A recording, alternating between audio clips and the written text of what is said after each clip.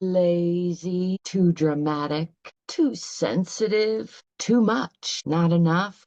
If you've heard these words from other people or in your own head, I need you to hear something. What if none of those were ever actually true?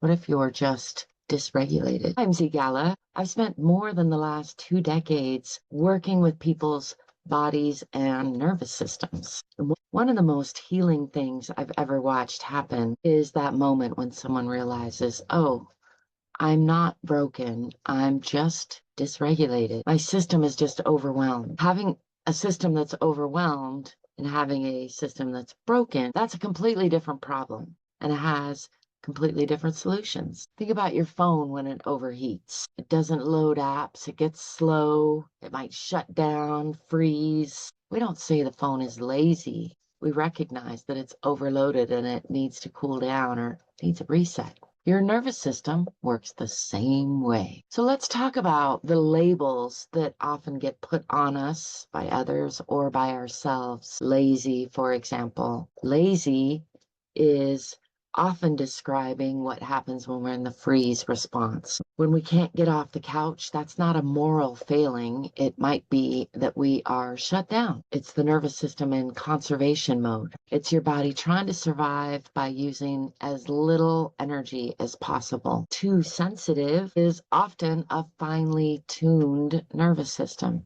You might be hypervigilant to threat. Some nervous systems are more sensitive to threats than others, and often they have become even more hypersensitive to threat.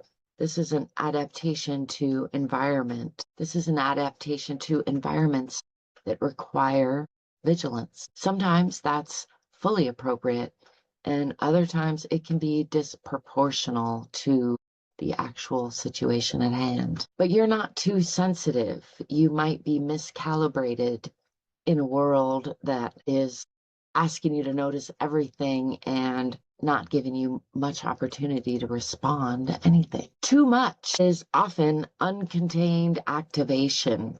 Might be in the fight or flight category. Big emotions, big energy, big reactions is indicative of a system that's spilling over its threshold. You're not too much. You're just experiencing more than your current container can hold. We can work on the capacity of that container so that you can hold more. And everybody's favorite, not enough. Not enough is often a protective dimming that many of us have learned in order to take up less space, in order to be safe. When we learn how to hide ourselves to remain safe when we're young, it can become automatic by the time we're adults. You're not enough. You are enough. You just learned that being fully yourself wasn't safe. Ask me how I know. Let me tell you a little bit about myself.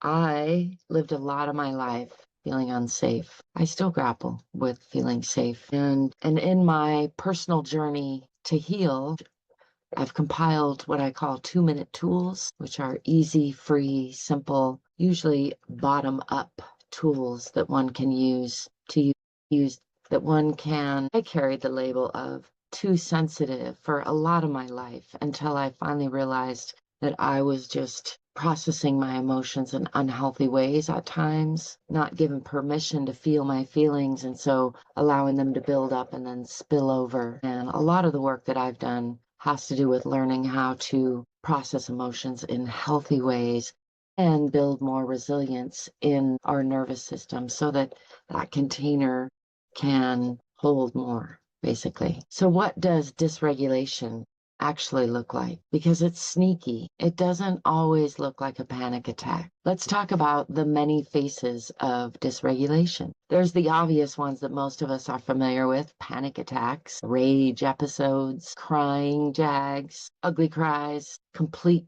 meltdowns, shutdowns. And then there's the sneakier ones like productivity addiction, can't stop doing things, rest feels dangerous. If I stop, something bad will happen. And numbing behaviors like scrolling, snacking, shopping, substances. Not because you're weak, because your system needs relief. Numbing is actually a great regulation strategy. It's just not a sustainable one. And then there's chronic people pleasing, everybody's favorite, can't say no. don't know what you actually want, exhausted by relationships, and good old perfectionism. Nothing is ever good enough. Having that harsh inner critic. Anybody else got one of those? Perfectionism is often a freeze response in a productive looking costume. I can't put this out till it's better, for example. Brain fog and forgive. And last but not least, brain fog and forgetfulness. When you can't think clearly, forgetting things you should remember. This is often dorsal vagal shutdown affecting cognition. This is exactly why nervous system self-assessment, because dysregulation is sneaky. Doesn't always show up exactly the way we think it does. So it can be helpful to have a mirror. It takes like 5 minutes. It's free. And it'll show you which patterns are running in the background for you. Link below. Why does this matter? Well, different problems need different solutions. If you think you're lazy, you might just try harder, and that might actually just make things worse. Been there? Done that? And if you know you're dysregulated, you could add supports, which could actually help and pull you out of that dysregulated state. Self-compassion becomes possible. It's hard to be kind to yourself when you think you're fundamentally flawed. Ask me how I know. It's easier to understand. It's easier when you understand you're dealing with a physiological state, and other people start to make sense too.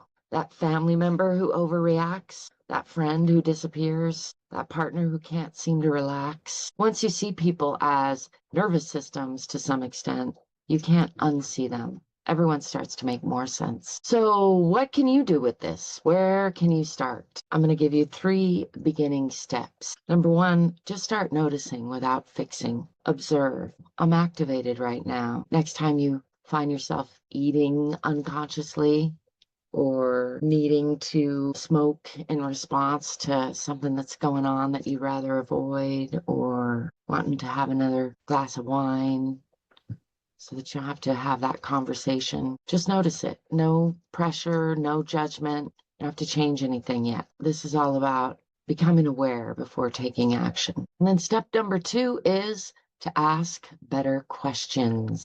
Instead of asking, what's wrong with me? You can ask, what does my nervous system need right now? Instead of asking, why can't I just X, Y, or Z? You can ask, what would help me feel safer or more secure while I'm doing this? Try it. You might like it. And number 3, resource yourself first. You can't regulate yourself or anyone else when you're empty. Sleep, food, water, movement, connection, the basics do matter. I know that's not sexy advice, but a regulated nervous system starts with a resourced body. So give yourself what you need. There you have it. 3 easy steps that you can use today. Again, if you do nothing else, just start by noticing, not fixing. And if you want to get fancy with it, you can start to ask better questions and feed your body. It's not that complicated, really, when you start to look at it and pay attention to yourself. So the next time that you find yourself thinking that you're broken, or lazy, too much, or not enough, I want you to pause and ask, am I dysregulated? I just need a glass of water and a hug, a deep breath, maybe a little bit of dancing. Remember, those are 2 very different things. One is a life sentence and the other is a temporary state that you can learn to shift. You're not broken. You never were. If this is landing for you and you felt something unlock a little, I'd love to have you in the Human Reboot Dojo over on the school platform. It's my free community where we practice this stuff together. Nervous system work is easier when you're not doing it alone. So come join us. I'm ZGALA. You're not too much. And I'll see you in the next one. Bye.